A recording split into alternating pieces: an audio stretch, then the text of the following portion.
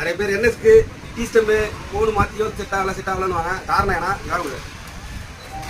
இந்த tea stem வந்து கம்பெனியில் மாற்றணும் தான் சொல்லுவாங்க. அதே மாதிரி இந்த இடத்துல எவ்வளோ தெரிஞ்சிருந்தாரு. ஸோ இதுக்கு டீ ஸ்டெம் மாற்ற வேண்டிய அவசியமே கிடையாது. நம்ம கிட்ட டாப் தெரியும் படாத போகிறோம். இது மேலே பேரிங் ஃபிட், அதாவது டைட்டாக பிடிக்கும். காரணம் ஏன்னா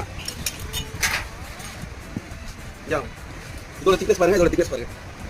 இதோட வித்து வந்து 15 mm, இது வெறும் 4 mm தான் நம்மளுக்கு பிடிக்கும். இது போகிறதுனால அந்த ஃப்ரண்ட்ல பிரேக் அடிக்கும்போது நாய்ஸ் வருது, ஒரு மாதிரி ஸ்டாப் ஆகுது.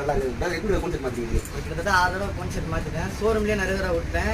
சொல்யூஷன் எனக்கு சுத்தமாக சால்வே ஆகலை. ஓட்டும் போது இந்த வண்டி ஆசைப்பட்டு தான் எடுத்தேன். ஆனால் ஓட்டும் போது வெறுப்பாக இருக்கும் வண்டி ஓட்டுறதுக்கு. எடுத்து வச்சிடலாமான்னு அந்த மாதிரி ஒரு இரிட்டேட் அளவுக்கு போயிடுவேன் நான்.